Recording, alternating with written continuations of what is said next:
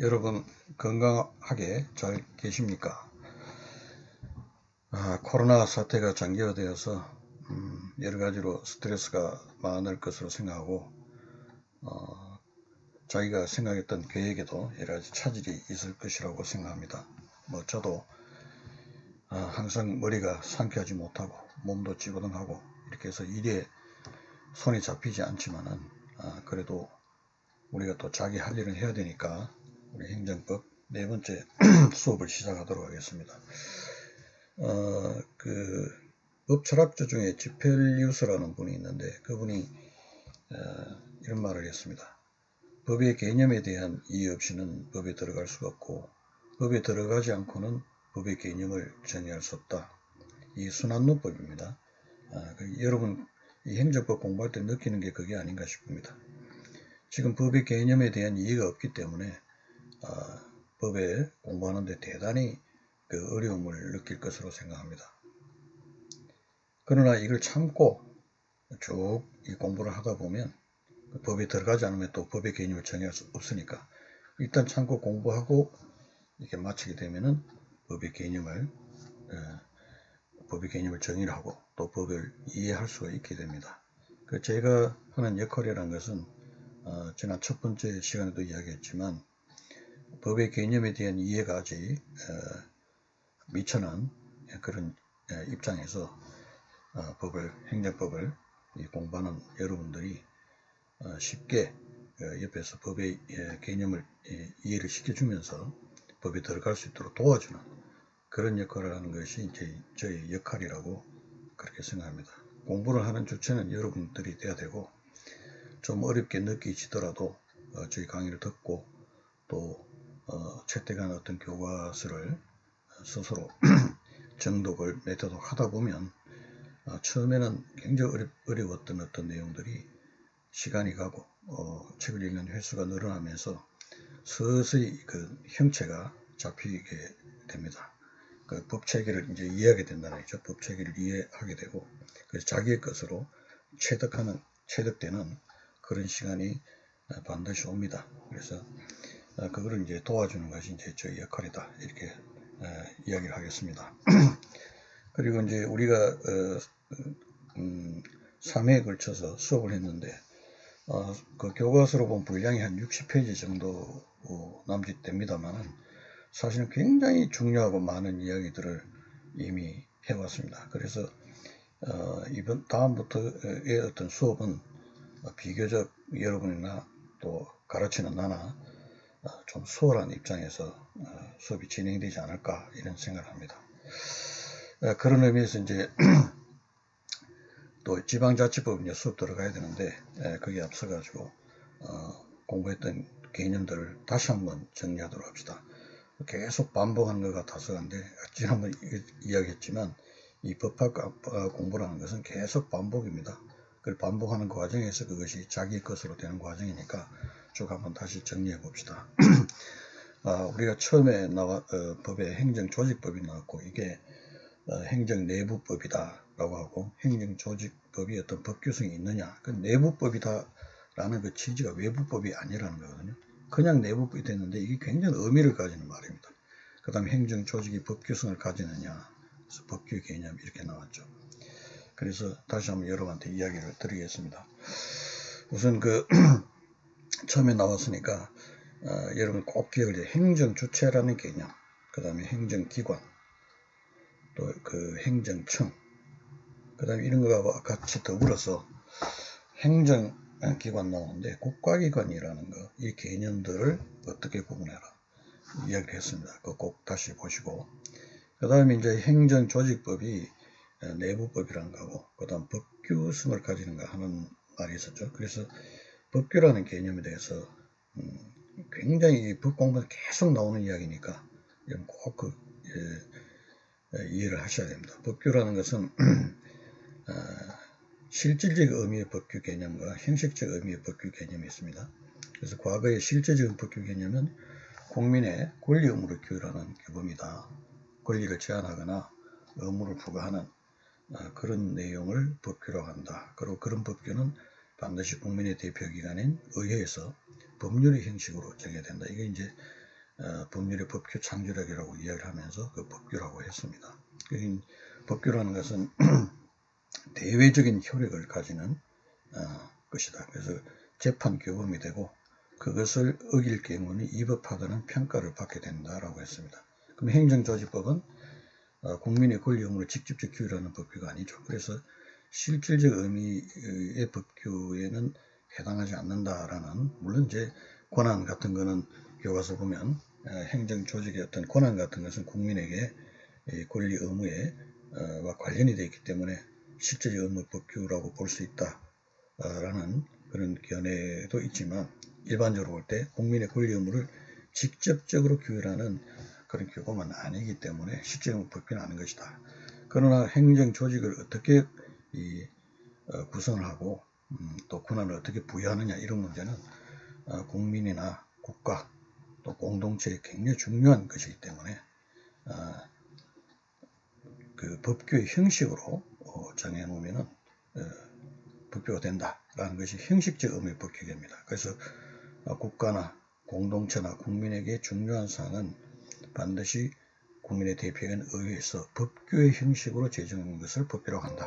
이것이 이제 형식적 의무 법규 개념인데, 이런 의미에서 행정조직이나 권한을 어떻게 여기 배치할 것인가 하는 문제, 대단히 중요한 문제이기 때문에 국민의 대표인 의회에서 그 법규의 형식으로 정해놨죠. 그런 의미에서는 형식적 의미의 어떤 법규에 해당하게 된다, 이제 이렇게 이야기했습니다. 그래서 행정조직법정주의, 행정권한법정주의라는 게 이제 나오게 된다, 이렇게 했죠. 그래서 법규 개념을 실제적 의미의 법규가 있고 형식적 의미의 법규가 있다. 그래서 행정조직법은 형식적 의미의 어떤 법규 개념에 해당된다. 국가나 공동체나 국민에 대단히 중요한 내용이기 때문에, 그래서 그것을 위반할 때는 행정조직법정주의가 우리 헌법에 규정되어 있으니까, 만약에 그 행정조직법정주의 위반하는 어떤 조직권 행사가 있는 경우는 위헌 또는 위법하다라는 평가를 받게 된다. 자, 그렇게 이야기했습니다. 그래서 조직법에서 이런 이야기를 했지만 법규라는 개념을 항상 염두에 중요하게 보시기 바랍니다. 그리고 이 아까 형식적 의무 법규 같은 경우에 뭐라고 했습니까? 그 국가나 국민이나 어떤 공동체의 대단히 중요한 사항이기 때문에 법규의 형식으로 제정한 규범이라고 했거든요. 그 법규란 형식이 또 어떤 것이냐면, 여러분 이제 쉽게 이야기하면 제일 법규 대표가 국민의 대표기관 의회가 제정하는 법률이 대표적인 법규의 형식이죠. 그 다음에 그 법률에서 모든 것을 정하기 있기 때문에 이 행정에 관한 전문성을 가지고 있는 행정기관에게 그 입법을 하도록 위임을 합니다. 그래서 법률의 위임에 의해서 정해지는 대통령령, 총리령, 부령, 이런 것들이 법규의 형식입니다. 반드시 법률에 위임이 있어야 됩니다. 위임에 의해 가지고 제정이 돼야 되는데, 그 법규의 형식은 대통령령, 총리령, 부령, 이런 것들이다. 그 헌법의 형식이 나와 있습니다. 그런 형식으로 제정돼야 된다. 법규 형식이란 그런 것이다. 그 다음 법규 개념과 대비되는 개념이 있다고 했죠. 예를 들면 지금 이야기한 행정규칙이라는 개념이 있습니다. 그거는 뭐냐면은 국민의 권리 의무에 관해서, 국민을 규율하는 어떤 그런 규범이 아니라 행정기관 내부에서, 예를 들면 상하관계 또는 대등관계에서 어떻게 행정권한을 효율적으로 행사할 수 있을까, 자기끼리의 어떤 내부에서 사무 처리 기준을 만들어 놓은 것을 행정규칙이라고 합니다. 이것은 국민에게 구성력이 없고, 아까 내부 표현하는데 대내적으로 행정기관 내부에서만 효력을 가진다. 그래서 이것은 법규가 아니기 때문에 이것을 위반하더라도 위법하다는 평가를 받지 않게 된다. 그러나 행정기관 내부에서는 상급기관이 하급기관에 대한 상급기관이 하급기관의 그런 업무에 관해서 바라는 어떤 명령이기 때문에 상하관계에서는 이런 하급관청이 그것을 따르지 않는 경우에는 그 명령 복종 의무 위반으로 문제가 생기죠. 징계를 받는 이런 문제가 생긴다. 그러나 대외적 대국민 관계에 있어서는 법규가 아니기 때문에 그렇게 해서 한 권한 행사 자체가 위법하다는 평가를 받지 않게 된다. 이런 거 이야기했습니다. 아마 여러 차례 이야기한 것 같은데 그걸 좀 꼭 기억을 해 두시기 바랍니다. 그리고 다음에 우리가 지금 행정조직, 행정권한의 법정주의에 관해서 이야기를 했습니다. 그래서 조직과 그다음 권한 이것은 더불어 이렇게 정해서 배열을 쭉 해놨는데 그래서 행정청이 권한을 행사할 때 자기가 주어진 권한 범위 내에서 또 권한을 행사하게 되는데 자기 스스로 하는 것이 원칙이겠지만 행정의 어떤 효율성이나 업무 부담의 경감 이런 등의 이유로 해가지고 자기가 직접 행사하지 않고 여러 가지 방법을 한다고 했죠. 그게 이제 행정권한의 대리, 그다음 위임, 내부 위임, 이임 정결, 대결, 등등등 이런 방법이 있다. 그리고 또 그것을 행정기관의 어떤 하급 행정기관이나 보조기관에 의지 않고 일반 민간에 위탁하는 법인이나 단체나 개인 어떤 사인에게 위탁해서 하는 그런 위탁의 방법을 하는 권한 행사하는 그런 방법도 있다. 이제 이렇게 이야기했습니다. 그래서 여기서 여러분들이 이제 유의해야 될 것은 행정조직과 권한은 법률로 정해져 있다라고 되어 있는데 그 법률로 정해진 대로 행하지 않고 행정청이 자기의 권한 행사를 대리한다. 위임시켜서 한다. 위임 정결 내부 위임한다. 이렇게 하는 경우에는 행정조직 권한 법정주의하고 충돌한다. 또 저촉한다. 이런 문제가 생기지 않느냐 하는 그것을 여러분 생각을 해내야 되고 그래서 이제 이런 경우에 과연 권한이 이전하느냐 않느냐에 따라서 예를 들면 권한이 이전한 것이 이 경우에 위임 위탁의 경우에는 권한이 실제로 A 행정처에서 B 행정청으로 넘어가게 되는 것이지만 대리라거나 내부 이임 정결, 대결 이런 것들은 권한이 넘어가는 것은 아니죠. 그런 것은 아니기 때문에 그걸 나누어 가지고 권한이 넘어가는 경우에는 행정 권한 법정주의하고 저촉되는 충돌하는 그런 문제가 생기기 때문에 그것을 해결해 준다. 해결하는 어떤 방법이 있어야 되죠. 그 해결하는 방법이 위임을 할 때는 또는 위탁을 할 때는 그래서 권한이 넘어갈 때는 반드시 법률의 근거가 있어야 된다라고 하는 법률의 근거가 있어야 된다 이렇게 이야기했습니다. 그리고 대리나 내부 위임이나 위임 정결 같은 경우는 권한이 실제로 넘어가는 것은 아니기 때문에 일반적 경우에 특별한 법률의 근거가 없어도 그걸 권한을 대리를 시킬 수가 있고 또 위임 정결, 내부 위임을 시킬 수 있다. 행정조직 권한 법칙주의가 되어 있기 때문에 권한 행사할 때 그 권한을 자기가 직접 하지 않고 다른 행정청이나 하급 행정청 또 보조기관을 통해서 할 때 별도의 어떤 법률의 어떤 근거가 있어야 되는 것인지 하는 문제가 발생하게 된다라는 그런 점을 이렇게 그런 맥락에서 여러분들이 이해를 해야 되겠죠. 그리고 이제 그게 또 위탁의 같은 경우에 뭐가 있다고 했습니까? 협의의 위탁이다, 대행 위탁이다, 보조 위탁이다 이런 개념들이 있고 또 이걸 따져보는 것은 결과적으로 뭘 하기 위해서 한다고 했습니까? 그 대리 행사하거나 또는 위임해서 권한을 행사하거나 그러니까 수임청이나 수탁기관이 그런 경우에 대외적으로 이제 권한을 국민에게 했는데 그것이 위법하다 또는 부당하다라는 문제가 생겼을 때 이 권한 행사에 대한 책임을 누가 질 것이냐. 권한이 이전했다면 권한이 이제 A 행정처, B 행정처 권한을 위임했다면 이 권한은 이제 A 행정처의 권한이 아니고 B 행정처의 권한이 되었으니까 B 행정처에 속한 행정주체가 책임을 지게 된다. 이제 이런 문제가 발생을 하죠. 그래서 권한의 책임을 묻는 그런 문제에서도 권한이 실질적으로 넘어갔는가, 넘어가지 않는가가 대단히 이제 중요한 문제가 된다고 이제 그렇게 이야기했습니다. 그래서 그 주변에 그 과정에 나오는 여러 가지 중요한 개념들 이런 것도 여러분 다시 한번 체크하시고 그 다음에 이제 행정기관 상호관계 관계에서 보면은 이제 상하관계에는 지휘감독한다 이렇게 했습니다. 그래서 지휘감독권의 내용으로 지시 감시한다. 그 하급행정기관의 업무 전반을 보고를 받고, 그 다음에 이 뭐 장부나 이런 그런 것을 검사를 하고, 그 다음에 사무 감사를 하고 하는 것이죠.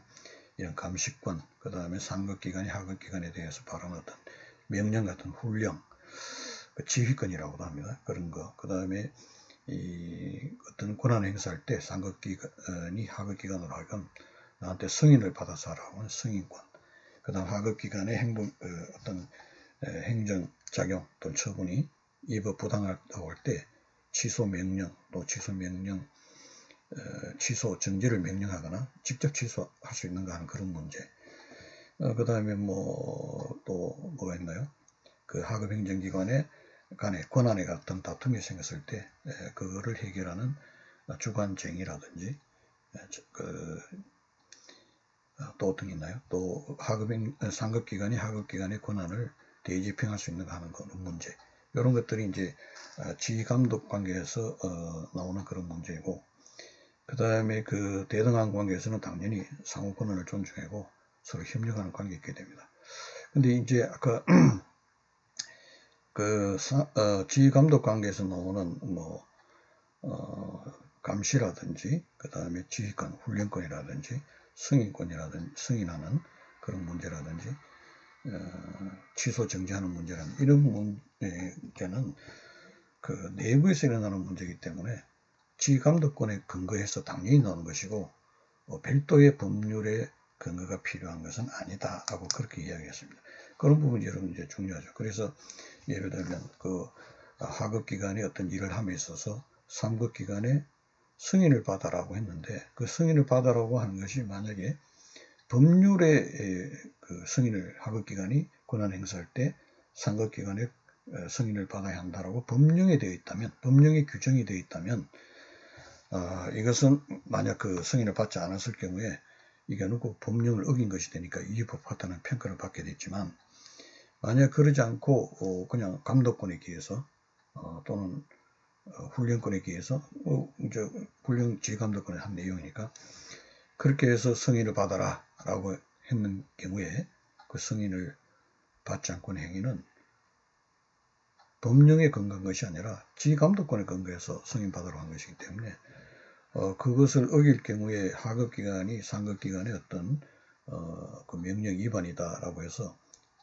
징계라든지 이런 문제는 생길 수 있지만, 그 행위가 외부적으로 국민에게 행해졌을 때 위법하다는 평가는 받지 않게 된다. 같은 맥락에서 그런 나오는 이야기입니다. 그걸 이제 기억해 주시면 좋겠습니다.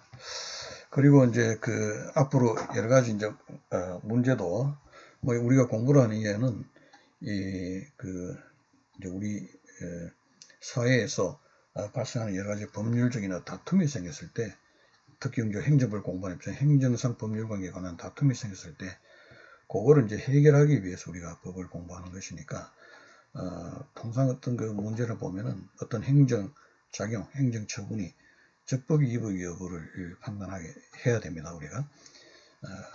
거기에 대한 답을 줘야 되는데, 이제 그거를 판단하는 기준이랄까, 어떤 그 판단 대상에 대해서 우리가 한번 정리를 해볼 필요가 있겠어요. 그래 놓고 지금 당장 조직법에 나오는 내용은 아닙니다만, 아까 이야기한 대로 법을 이해하기 위해서는 여러 가지 법의 개념에 대한 이해가 선행이 돼야 되기 때문에 그런 입장에서 한번 정리해 보도록 하겠습니다. 이미 수업 시간에 여러 번 이야기를 했습니다.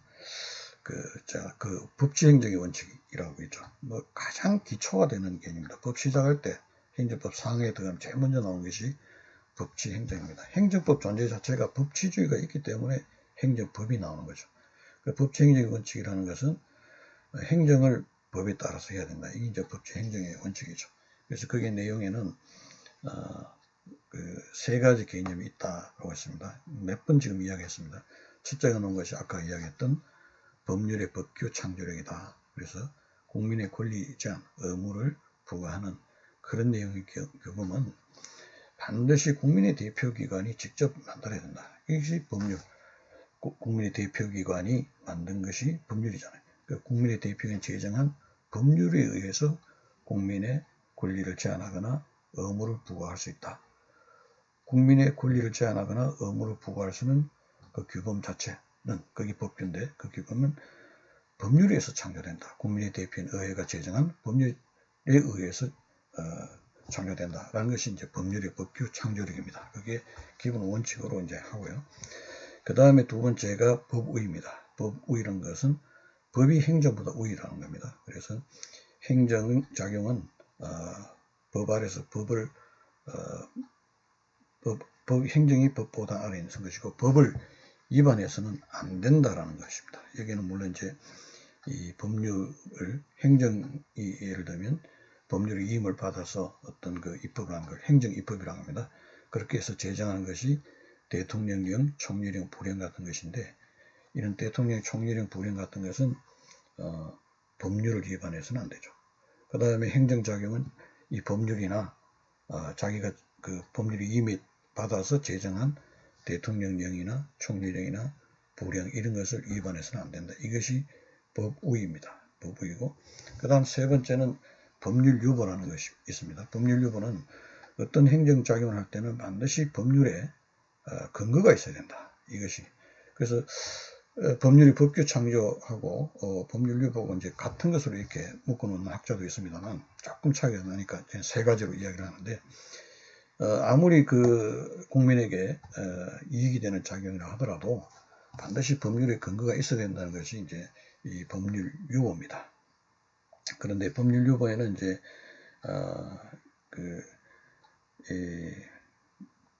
모든 어떤 행정장에 똑같이 법률유보가 요구되는 것은 아니고 예를 들어 국민의 권리를 제한한다, 의무를 부과하는 그런 침입적인 행정 같은 경우는 법률에 근거가 있어야 되는 것이 강력하게 요구되지만 예를 들어 국민에게 이익이 되는 어떤 작용 지금 같은 코로나 사태에서 국민에게 어떤 이 재정적인 뭐라고 합니까 이런 보조금을 기업이나 국민에게 이런 재정 지원을 해야 될 필요가 생기는데 만약 법률에 근거가 없어서 못한다 이건 문제가 그는 조금 문제가 있죠.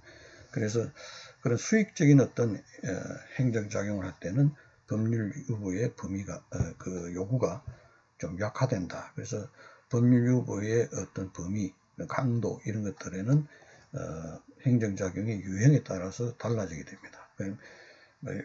이 정도로 정리할게요. 너무 이제 하면은 또 총론에서 했던 부분들이 되니까 그 정도로 요약하면 이 법치행정의 원칙에 그 중에서 이제 행정의 법률 적합성의 원칙이라고 하는데 거기 나온 것이 법률의 법규 창조력, 그 다음에 법의, 그 다음에 이제 법률 유보입니다.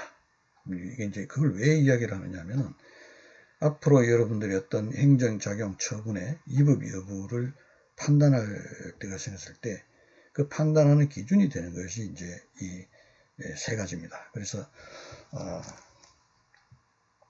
제가 자꾸 이렇게 강조를 하는 겁니다. 예를 들면 그 어떤 행정작용이 있다면 여러분들이 이야기를 할 때도 그렇게 보통 말을 하죠. 뭘 이야기합니까? 무슨 법의 근거를 가지고 이야기를 하냐 이렇게 하잖아요.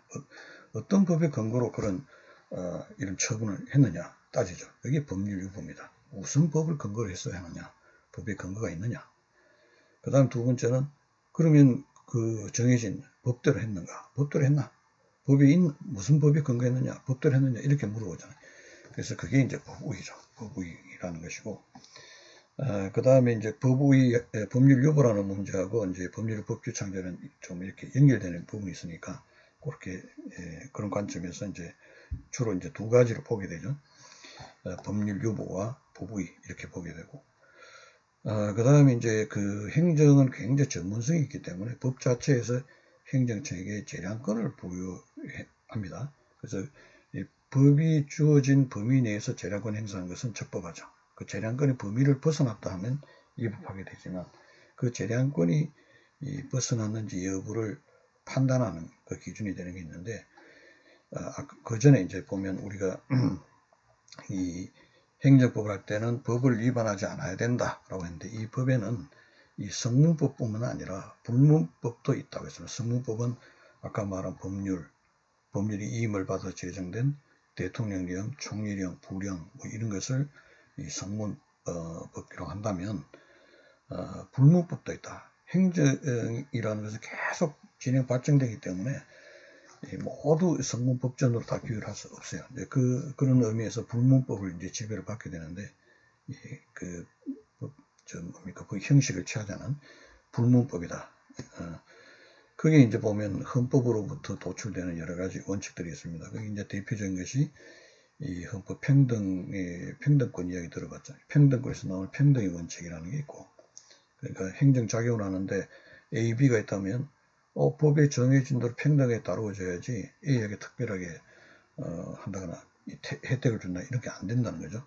합리적인 어떤 차별은 되지만 합리적이지 않은 차별을 해서는 안 된다는 게 평등의 원칙이고, 그 다음에 비례의 원칙이라는 게 있습니다. 비례의 원칙은 아마 그 35조인가 보면 국민의 어떤 기본권을 제한할 때는 국가안전보장, 질서유지, 공공복리를 위해서 필요한 경우에 하나여 이렇게 한다. 필요한 경우에 한다는 것이 그게 비례의 원칙입니다. 그래서 행정작용을 하는데 행정작용의 목적이 있다. 목적 달성에 적합한 수단, 그 간의 목적과 수단 간에 적합한 비례관계가 있어야 된다. 이것이 이제 비례의 원칙이고, 그 다음에 이제 신뢰보호 원칙이라는 게 있습니다. 그 법치행정이라는 것은 결국 이제 법적 안전성을 전제로 하는 것이니까 이 법적 안전성, 어떤 행정청이 행정작용을 할 때 어떤 운동을 했다면 그것을 국민이 믿었다면 그 믿음에 대한 신뢰죠. 그 신뢰를 보호해야 된다는 거. 이게 이제 신뢰보호 원칙. 그 다음에 부당결부 금지 원칙 등 몇몇 있습니다만 여러분 일단 평등 원칙, 비례 원칙, 그 다음에 신뢰보호 원칙 이런 정도로 기억을 해 두시면 돼요. 이게 법으로부터 헌법으로부터 도출되는 원칙이기 때문에 원칙인데 원리죠. 그래서 이게 이제 불문법상의 어떤 원칙이다라고 하는 겁니다. 이것도 법입니다. 법이기 때문에 행정작용을 할 때는 그 법을 위반하지 않는다는 때는 그 성문법뿐만 아니라 이런 불문법상의 원칙들도 위반하지 않아야 된다는 게 있습니다. 그래서 아까 다시 돌아가면은 이 법에서 행정처에게 재량을 부여했다. 그럼 재량의 범위 내에서 권한을 행사할 때는 아까 말한 평등의 원칙, 비례의 원칙, 신뢰보호 원칙들을 위반하지 않으면서 재량권을 행사를 해야 된다. 이제 이렇게 되게 됩니다. 그래서 여러분들이 어떤 행정작용의 이부 여부를 판단해야 될 때가 올 때는 일단 먼저 이 처분이 어떤 법률성의 근거를 가지고 있는가. 법적인 법률성의 근거 없이 하면 그 이해법방이 되죠. 그 다음에 법률성의 근거가 있다면 그 법을 법대로 법을 준수하면서 그 행정처분이 행해졌는가 하는 법우의 원칙에 입각해서 봐야 되고요. 그 다음에 마찬가지로 이 법우의 원칙에 만약 법에 의해서 재량권이 주어졌다면 법에 주어진 재량권의 범위를 벗어난 것은 아니지만 재량권을 행사할 때 예를 들면 음주운전을 도로교통법에 그런 게 있죠. 음주운전을 한 자에게 운전면허를 취소하거나 6개월 이내의 범위에서 운전면허를 정지할 수 있다라고 된다면 그 6개월 이내에서 운전면허를 정지하거나 뭐 1개월 하거나 6개월 하거나 또 3개월 하거나 또 운전면허 취소하든지 어느 거 하든지 간에 음주운전을 한 자에게 운전면허를 취소할 수도 있고 또 정지를 하는데 1개월, 2개월, 3개월 택해서 이제 할 수 있다는 재량이 주어져 있죠. 그런데 이제 예를 들면 뭐 한두 잔 마셔서 혈중 알코올 농도가 0.01에 불과한 사람인데 여기에 대해서 운전면허를 취소를 했다거나 운전면허 정지 6개월 했다 이렇게 과도한 거기 되기 때는 법을 위반한 것은 없습니다. 법에 음주운전한 자에게 대해서는 취소하거나 운전면허 정지를 6개월에 범위할 수 있다고 했기 때문에 법을 위반한 바는 없는데 법에 주어진 재량의 범위 내인데 법 자체를 위반한 바는 없는데 불문법상의 원칙이 있다고 했죠. 평등, 비례, 아까 신뢰보호 원칙 이게 따라서 재량권 행사가 해제된다는 겁니다. 그런데 가령 예를 들면 0.01 일종 알코올 농도가 0.01 사람한테 A가 0.01인 경우에는 훈방 조치를 해줬는데 예를 들면 B가 같은 혈중 알코올로는데 운전면허를 취소했다면 이거는 평등 원칙에 어긋난다 라는 문제가 발생할 수 있고, 또 아까 말한 비례 원칙이라는 게 있죠. 이건 너무 과하다. 뭐 혈중 알코올로는 0.01 사람도 있고 0.05인 사람도 있고 0.1 이상이 되는 사람도 있는데, 뭐 차등이 있어야지 똑같이 혈중 알코올은 0.01이나 또는 0.1이나 똑같이 운전면허 취소한다면 이거는 비례 원칙에 위반된다라는 그런 문제가 생긴다는 거죠. 그래서 이 위법 여부를 판단하는 기준 여러분 할 때 어떤 처분이 위반하면 제일 먼저 법률의 근거가 있는가, 두 번째는 주어진 그 법의 근거뿐만 아니라 그다음 기타 다른 법령을 위반하지 않았는가 하는 그런 점을 하고, 그 다음에 법의 근거가 있고 법대로 범위 내에서 했다 하더라도 재량권이 주어졌다면 재량권을 일탈 남용하지 않았냐, 그 재량권 행사가 적법하게 됐느냐라고 판단의 기준이 되는 것이 아까 말한 불문법에서 나오는 헌법상 원칙으로부터 나오는 평등 원칙, 비례 원칙, 신뢰보의 원칙 뭐 이런 것들이 되겠죠. 거기에 기초서 재량권 행사가 제대로 되어야 되냐, 이렇게 위법 여부를 판단해야 됩니다. 그 다음 또 하나는 이제 위법 여부를 판단의 기준이 이제 아까 말한 법률 여부, 법의, 그 다음에 이제 재량권 행사에 있어서 헌법으로부터 도출되는 평등, 비례, 신뢰보의 원칙을 위반한 여부, 이제 이렇게 따져본다고 했고요. 물론 그 외에도 법령 자체가 어떤 상해 법률 위반하느냐 여부를 또 따져봐야 되는데, 일단 그렇게 정리를 하고, 그 다음에 이제 위법 여부 어떤 처분에 있어서 그 위법 여부를 판단하는 대상별로 이렇게 보면 우선 봅니다. 주체, 절차, 형식, 내용으로 여러분 분리를 해서 한번 판단하게 보랍니다. 우선 자, 주체면에서 보는 거예요. 판단자 대상별로 보는 겁니다. 행정처분을 했는데 이 행정처분을 한 주체가 누구냐? 그 주체가 지금 우리가 공부하고 있는데, 그 주체가 과연 이 행정처분을 할 권한이 있는 행정청이냐? 만약 권한 없는 행정청이 했다면 이거는 권한 없는 행정청이 한 권한 행사가 돼서 무효다, 위법하다. 그래서 지금 판례는 무효로까지 보는데 위법 무효가 됩니다. 주체.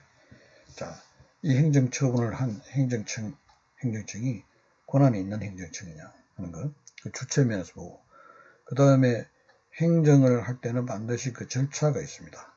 예를 들면 상대방에게 이 권리, 상대방의 국민이죠. 국민의 상대방의 권리를 제한하거나 의무를 부과하는 이런 침입적인 어떤 처분의 경우에는 반드시 그 행정처분의 상대방에게 사전에 이런 처분을 하기 앞서가 사전에 통지를 해서 나름대로 그 이익되는 진술할 기회를 부여를 했는데, 이런 절차를 취하지 않았다면 절차 위반의 문제가 있습니다. 그래서 침입적 처분의 경우에 예를 듭니다. 침입적 처분의 경우는 반드시 사전 통제 및 의견 진술의 기회를 줘야 된다. 이걸 주지 않았다면 위법하다라고 됩니다. 그런 것이 있는가? 절차를 준수하면서 이런 행정처분을 했는가라고 보는 것이고, 그 다음은 이제 세 번째 형식면입니다. 이 주로 보면 이제 그 행정의 명확성 이런 것을 담보하기 위해 가지고 행정처분할 때 예를 들어 문서로서 해야 하는데 이 문서의 형식으로 하지 않았다. 이제 이런 경우가 됩니다. 그래서 형식과 절차를 보고, 그 다음에 이제 행정처분의 내용을 보는 겁니다. 이 내용은 지금 방금 이야기한 대로 그 처분의 내용이니까 그 처분이 법에 근거를 했느냐, 또 법을 위반한 점이 없는가, 법에서 재량권이 만약 재량행위라면, 재량권이 부여됐다면 재량권을 행사함에 있어서 지켜야 될 여러 가지 헌법상의 원칙들, 불문법으로 되는 헌법상의 원칙들, 평등, 비례, 신뢰보의 원칙, 이런 것들을 준수해서 행정권을, 재량권을 행사했는가, 이렇게 보는 거예요. 그래서 지금 이런 관점에서 이제 여러분들이 이제 봐야 된다. 그래서 지금 당장 이 교과서 나오지 않았지만 사실은 나오는 교과서를 공부하면서 나오는 문제들 전부 이 관점, 이게 먼저 선행이 돼야 돼요. 그래서 한번 수업 시간에 몇 번 이야기했지만 다시 한번 강조를 해서 이야기했습니다. 그래서 행정처분이 적법 위법 여부를 판단하는 기준이 되는 거, 법칙행정원칙이 3개 나오는 거, 법률의 법규 창조, 법률유보 같이 보는 견해도 있다고 했습니다. 법률유보, 법의 근거가 있는가, 그 다음에 법을 위반하지는 않았는가, 법에서 재량권이 주어졌다면 이 재량권을 행사하면서 지켜야 될 원칙들, 불모부의 원칙들, 평등, 비례, 신뢰의 원칙을 준수해서 재량권을 행사하는가, 이런 점을 봐야 되고, 그 다음에 이제 대상 행정 처분의 어떤 그걸 분석할 때는 주체, 절차, 형식, 내용 면에 입각해서 본다 이렇게 했습니다. 우리 행정처분 이야기하는 데는 주로 행정 주체 면에서 나온 거죠. 이 행정 처분이 권한이 있는 행정청이 행사한 것인가, 권한이 있는가 없는가 여부로 보는 거, 행정 주체 면에서. 그 다음 두 번째가 절차와 형식을 준수했는지, 세 번째는 내용인데 그 내용은 지금 방금 이야기한 대로 법률유보, 법의, 그 다음에 평등, 비례, 신뢰보호 원칙 이런 것들을 준수하면서 재량권 행사 여부된지를 판단한다 이렇게 했습니다. 이렇게 하면 됩니다. 그걸 가지고 그러면 그 다음에 이제 답안 작성 요령이라고 하면 좀 그렇습니다만, 어떤 사례라든지 또 여러분 일상 사회생활하면서 만나는 법률상의 분쟁이 있을 때 그거를 머릿속에는 결론이 대부분 나오더라도 서면으로 이제 작성한다면, 우리가 이제 한다면 시험 답안지를 작성한다면 어떤 방법을 해야 될까, 이제 그거 한번 이야기해 봅시다. 지난 시간에 공부했던 내용을 가지고 한번 더 이야기를 하죠. 6페이지에 보면 4번 문제가 있습니다. 그걸 가지고 어떤 방법으로 체계를 잡아 어떤 방법으로 답안지를 쓰는 게 좋을까 한번 이야기를 해볼게요.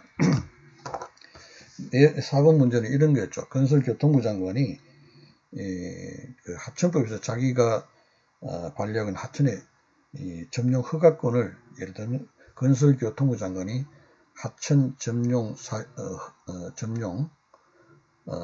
허가 권한을 가지고 있습니다. 이거를 광역지방자치단체에게 위임을 했어요. 여기 이제 하천법 근거가 되어 있으니까 위임의 근거가 마련되어 있다는 거죠. 그래서 자기 국토교통부 장관이 자기 하천 권한을 광역지방자치단체장에게 위임을 했다. 그래 놓고는 광역지방자치단체장이 하천 점용 허가 권한을 행사할 때는 나 국토교통부 장관의 승인을 받아서 하라 라고 그런 내용의 훈령을 만들어 놨다. 그런데 이제 하천 점용 허가권을 위임받은 광역지방자치단체장, 이 경우에 이제 갑도지사인데, 갑도지사는 일반 국민들이 하천 점용 허가를 하니까 하천법에서 정한 요건을 모두 갖췄다라고 생각하고 자기는 하천 점용 허가를 해줬어요. 하고 나니까 국토교통부 장관이 그 갑도지사가 하천 점용 허가를 을에게 해줄 때는 내가 훈령으로 내 승인을 받아서 하라고 했는데 그 훈령에 따르지 않고 했다. 이렇게 해서 이제 분노했다 이랬죠. 그렇게 해서 갑도지사가 을에게 한 하천 점용 허가에 대해서 취소하라 라는 그런 취소 명령을 내렸다라는 겁니다. 이제 이 사안에서 문제가 뭐냐면, 이 국토교통부 장관이 갑도지사가 하천 점용 허가를 을에게 했죠. 그거를 취소하라고 명령한 것이 적법 여부와, 그 다음에 비도지사가 을에게 하천 점용 허가를 내준 것이 적법한지 여부를 논하시오. 이렇게 돼 있죠. 그래서 여러분들은 이제 이런 문제 나오면 문제는 제일 끝에 있습니다. 여기서 보면 여러분 주의할 거는 답의 제일 마지막 부분이 어떻게 되는가. 건설교통부 장관의 하천 점용 허가의 취소 명령의 적법성 여부, 이걸 물어보는 거죠. 그러면 그 부분에 대한 답은 건설교통부 장관의 하천 점용 허가 취소 명령은 적법하다 또는 위법하다, 이렇게 결론이 나와야 돼요. 막 검토를 해놓고 그 부분으로 결론이 안 가게 여러분들이 서술을 하는 경우가 많이 있더라고요. 그래서 그런 부분을 항상 답을 할 때는 물음에 대한 답을 결론 부분이 나와야 된다. 그 다음에 또 하나는 이 갑도지사가 을에게 발급한 하청점령 허가의 적법성 여부거든요. 그것도 그러니까 이 답은 예를 들면 갑도지사가 을에게 발급한 하청점령 허가는 적법하다 또는 위법하다 이렇게 답이 나와야 되는 겁니다. 그렇게 이제 마지막에 결론이 나와야 된다는 거고, 예를 들면 6번 같은 경우에 이 경우 법원은 어떤 판결을 하여야 할까? 7페이지에 있습니다. 그 6번 문제. 이런 경우에는 법원은 어떤 판결을 하여야 할까 하면 이 경우 법원은 뭐 승소 판결을 한다. 또는 승소 판결 중에서도 뭐 각하 판결이다. 인용 판결이다. 또는 그게 아니라면 받아들일 수 없다면 기각을 한다. 뭐 이런 식으로 어떤 판결을 하여야 할까 아니면 어떤 판결을 한다 이런 식의 제일 마지막 결론이 나와야 된다. 그 결론이 그런 식으로 이제 그 결론을 향해서 이론이 논지가 이렇게 전개가 돼야 된다. 이건 이제 먼저 말씀드리고 자 이제 이런 문제가 나오면 아마 이제 그 시험 공부를 좀 하시는 분들은 답안 작성 요령이 좀 되겠을 텐데 답안 작성 요령이라는 표현은 좀 뭐합니다만 사고의 어떤 논리 전개 과정이라 이렇게 이야기합시다. 우리가 자꾸 뭐 답안이 어떻고 이런 이야기를 하기는 좀 뭐 하니까.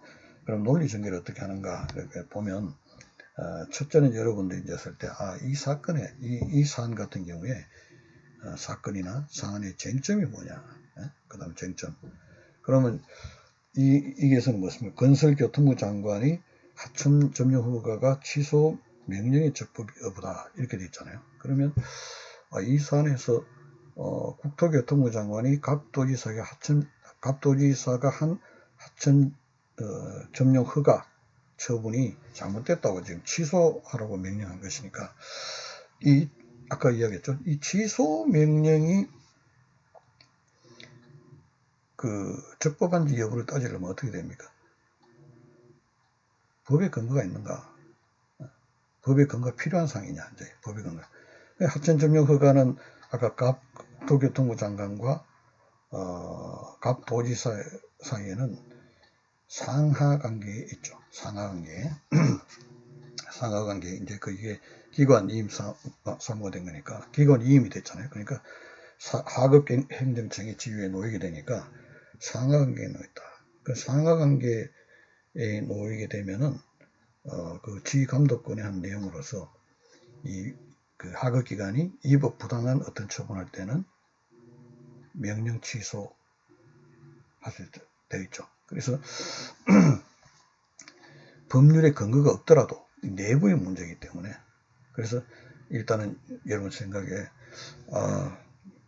우선 취소 명령, 국토교통 취소 명령이 적법한 여부를 따지려면 이것에 대해서 법적 근거가 필요하냐, 법적 근거가 있는가 있다면 이제 이런 부분인데 이 사안은 행정조직 내부의 어떤 문제이기 때문에 지휘감독권의 근거에서 취소 명령을 할 수가 있다. 이렇게 생각되죠. 그래서 이걸 풀려면은 예를 들면 취소명령 적법 여부를 한다면 이 취소 명령의 근거가 뭐냐? 법령의 근거가 있어야 된다면 예를 들면 그 상하 지휘감독권의 근거에서 나오는 것인지 아니면 법률의 근거에서 나온 것이 보고 만약 법률 근거가 있어야 된다 법률 근거가 없다면은 이건 위법하다 이래 되겠죠. 이제 그런 문제. 그 다음에 이제 그 취소 명령을 하는 이유가 뭡니까? 훈령이 있었죠. 그 하청 점령 허가를 허가를 할 때는 그 광역지방자치단체장이 국토교통부의 승인을 받아라는 훈령을 자기가 만들고 했으니까 그 명령이죠. 그걸 위반했다고 하는 거잖아요. 그러니까 이러한 내용의 훈령이 적법한지 여부를 따져봐야 되겠죠. 그 다음 적법한 여부를 따져서 만약에 위법하다고 한다면 그 다음에 이런 그 위법 여부 따지고 그 다음에 이런 그 위법한 이런 훈령에 복종해야 될 의무가 있는가 상황에 이 내부에 그런 문제가 나옵니다. 그래서 이 쟁점이 건설교통부 장관의 하청 점령 허가 취소 명령의 적법 여부를 할 때는 여러분 생각에, 쟁점 정리를 하면, 이게 하천중립 명예허가 아까 이 법률 유보 그런 입장에서, 이게 법령상의 근거가 법률 근거가 있는가? 이거는, 상하관계에서 나오는 내부적인 어떤 문제이기 때문에 법률 근거가 필요 없다라고 되고, 그 다음에 이제, 그렇다면, 할 수 있는데, 그게 적법하게 되려면 또 법에 따라야 되잖아. 그러면 이게 왜 했느냐? 훈령을 따르지 않았다고 해가 취소명령한 거니까, 그러면 훈령이 그러면 과연 위법한 점은 없는 것인지, 또 위법하다면은 이 경우에 반드시 따라야 되는 것인지, 따르지 않아도 돼야 되는 것인지, 이게 세 가지 쟁점 아니겠습니까? 이 쟁점을 추출하고 하는 겁니다. 그 다음에 이제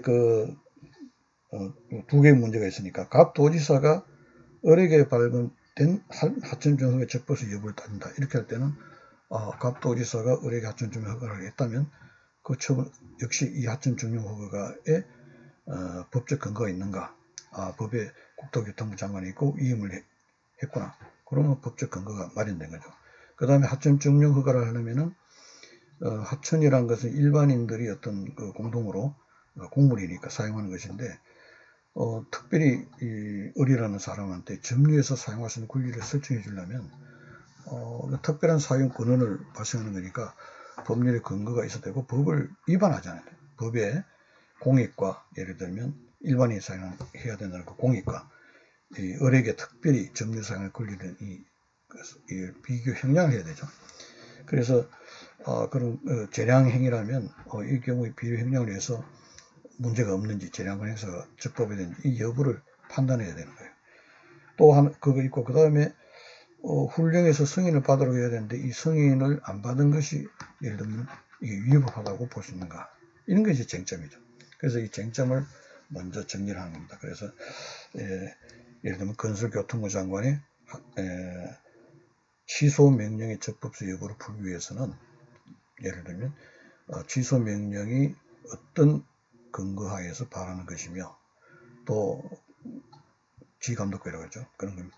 그 다음에 두 번째는 훈령의 위법 여부, 또 훈령이 위법한 경우에 복종 의무가 발생하지 않는지 여부가 쟁점이다. 그 다음에 이제 갑도지사가 을에게 받은 하천점령 허가의 적법성 여부를 하기 위해서는 이 하천점령 허가가 법률이 근거했고 법을 위반하지 않았고, 또 그것뿐만 아니라 나아가서 훈령이 있다고 하니까 훈령을 위반한 거, 따르지 않은 것이 위법한지 여부, 이것이 쟁점이다. 이렇게 되겠죠.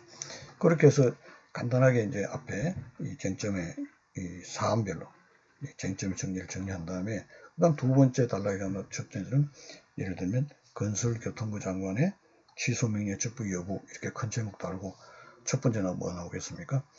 취소명령의 이것이 법령의 근거가 필요한지 여부 해서, 취소명령은 감독권에 기한 거니까 가능하다. 예를 들면 법령의 근거 없이도 가능하다. 이렇게 될 것이고, 그 다음에 이제 가능한데, 그럼 가능한다면 그 취소명령 가능은 하지만 그것이 위법 여부를 따져야 될 거 아닙니까? 그러면 두 번째 제목이 훈령의 위법 여부. 그래서 이 훈령이 예를 들면 결론 이야기한다면 위임을 했을 때는 위임 기간이 과거 행정처한테 승인을 받거나 협의를 하거나, 사전에 권한 행사할 때 사전 협의를 하거나 승인을 받도록 그런 것을 규정을 두서는 안 된다. 이런 규정이 행정권한의 위임 이탈에 관한 규정이 있다고 했습니다. 그러니까 그 대통령령이니까 그것을 위반한 위법한 훈령이다. 그럼 위법한 훈령인데 여기에 따르지 않아도 되는가 하는 문제가 생기죠. 왜냐하면 상하관계에서는 복종 의무가 있으니까, 훈령은 명령을 한 것이니까 그거하고 또 법령 준수하고 충돌하는 문제가 생기기 때문에 여러분 이제 공부한 대로 보면 이런 경우에 따르지 않아야 되는가 하는 건데, 이제 그 하자 정도가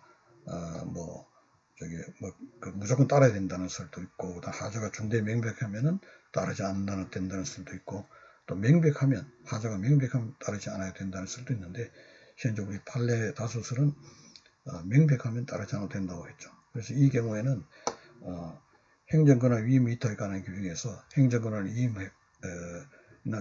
위탁을 했을 때는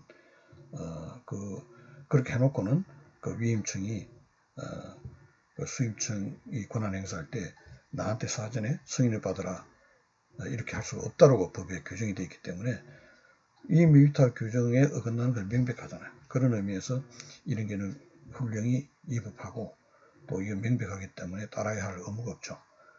따라야 할 의무가 없는데 안 따랐다고 해서 취소 명령했으니까 기왕에 하천조명을 취소 명령했으니까 결국 취소 명령 자체가 위법하다 이런 결론을 이렇게 되는 거예요. 그다음 세 번째 뭐가 되겠습니까? 갑 도지사의 을에 대한 하천조명의 적법수 여부죠. 거기에 대해서는 하천조명허가에는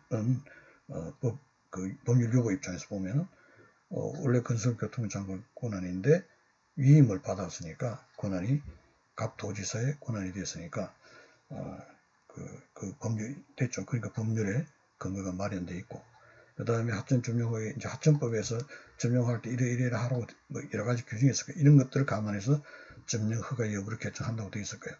그럼 법대로 됐는지 보고 또 법의 재량권의 범위 내에서 평등 비례 또 뭐 있죠?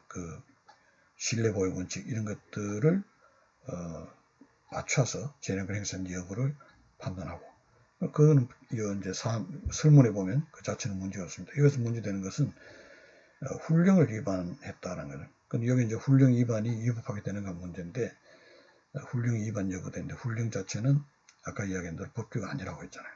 그러니까 이 훈령이 예를 승인을 받는 것이 법률의 승인을 받으라고 했다면 그게 따르지 않으면 법령을 위반하게 되니까 위법하게 되겠지만 이는 법령이 아니고 훈령에서 승인을 받으라고 한 거니까 이 행정기관 내부의 문제고 이 법규가 아니기 때문에 훈령 위반이 곧 법규 위반이 되는 것은 아니다 라는 그런 관점이 있고 두 번째는 위법한 훈령이기 때문에 위법한 내용의 훈령이죠. 아까 행정권한의 위탁에 관한 규정을 위반한 위반 훈령이고 그 하자가 명백하게 따르지 않아도 된다. 복종 의무가 없다. 했죠. 그러니까 복종 의무가 없으니까 그 훈령에 따르지 않고 그냥 법대로 한 이 하천점령 허가는 적법하다. 이렇게 되는 거죠. 이런 식으로 결론냅니다. 그래서 여러분들이 제일 먼저 하는 것은 문제 설문을 딱 보고 난 다음에 첫째는 제일 마지막에 나오는 뭐뭐를 결과, 예를 적법한지 여부, 어떤 처분이 적법한 여부를 검토하라 하면 어떤 처분은 적법하다, 위법하다 이렇게 결론이 나온다는 것, 그거 명심하고 두 번째는 사례 전체를 보고 먼저 간단하게 위해서 나름대로 자기가 사실은 공부가 좀 돼 있으면 문제를 읽어가면서 완전히 읽는 순간 답이 딱 나옵니다. 이제 풀어서 우리가 설명해야 되니까 그 쟁점이 무엇이냐, 이 문제를 풀기 위해서 쟁점이 몇 개 어떤 것들이 있는가 이걸 판단해 가지고 쟁점이 정리해서 간단하게 씁니다. A 문제에 대해서는 이런 해서는 요게 문제되고 또 요걸 문제해서는 요게 문제되고 또 이걸 해서는 이런 것들이 문제된다. 그 다음에 또 하천점령허가에 뭐 적법수 여부를 하기 위해서는 또 이것이 법에 근거가 있는지 이런 법을 위반했는지 또는 훈령의 위반 여부가 훈령을 따르지 않았다는 것이 이것이 위반 여부가 문제다. 이게 이제 쟁점이죠. 그걸 간단히 쓰고 그 다음에 이제 각 큰 거 그러면 이번에 취소 명령이 국토교통부 장관, 건설교통부 장관의 취소 및 적법수 여부에 대하여 또 그 안에 쟁점이 있어. 쟁점이 예를 들어 세 가지면 1. A 쟁점에 대하여 쓰고 A 쟁점에 대하여 하면 A 쟁점은 이런 문제가 있는데 여기에 대한 어떤 학설 판례는 이렇게 되고 따라서 그걸 이 사안에 적용하면 이렇게 된다 라고 나오고 두 번째 작은입니다. 그는 B 쟁점에 관하여 해가지고 또 이 쟁점이 이런 것인데 이게 관해서는 학설 판례가 이렇게 되어 있고 그 다음에 이 사안에다가 이 학설 판례를 적용하면 이런 결론이 나온다. 이렇게 하는 거예요. 그 다음에 이제 큰 3번 가면 예를 들면 하천점령허가 도지사의 하천점령허가의 적법수 여부 된다면 또 이것이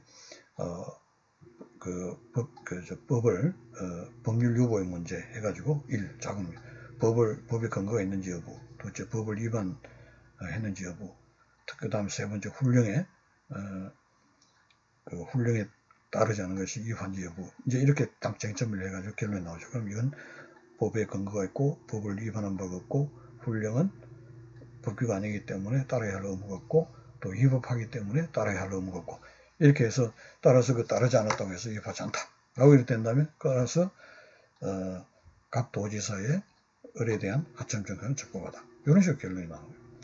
그러다가 뭐 마지막으로 종합해서 결론을 또 써줘도 되고 이런 식으로 그래서 이런 식으로 여러분 정리를 합니다. 그래서 다시 뭐 자꾸 중사하다고 자꾸 중언부언하는데 어떤 처분 자체의 적법 위법 여부가 문제되면 첫째는 법에 근거가 있는가 또 법을 위반하지 않았는가 재량행위라면 재량권 행사를 할 때 지켜야 할 법의 원칙들 평등 비례 신뢰법의 원칙들을 준수한 재량권 행사였는가 이렇게 보고 그 다음에 이제 그 대상을 볼 때는 그거 기준을 가지고 이제 과연 이 행정처분이 한 행정청이 권한이 있는 행정청인가 주체입니다. 그 다음에 침익적인 어떤 처분을 할 때 따라야 할 어떤 절차 규정 이런 것들을 준수했는지 또 행정처분의 어떤 명확성을 유지하기 위해서 요구되는 문서 형식 이런 것을 잘 갖췄는지 그걸 갖추지 않으면 그 자체를 위법하다 되니까 그 다음 세 번째는 그런 것이 먼저 마지막으로 내용은 적법하냐 그것은 내용이 다 아까 이야기한 대로 법의 그 다음 법률 유보 그 다음에 이제 법의 원칙 위반 여부 재량권 행사할 때 이 법의 원칙을 준수해서 재량권 행사된 여부 이런 것들을 판단하게 되는 겁니다. 자 이렇게 하고 이제 이렇게 행정조직법의 어떤 전반에 관한 문제는 이것을 정리한 것을 하고 지방자치법에 대해서 공부하도록 하겠습니다. 자 수고했습니다.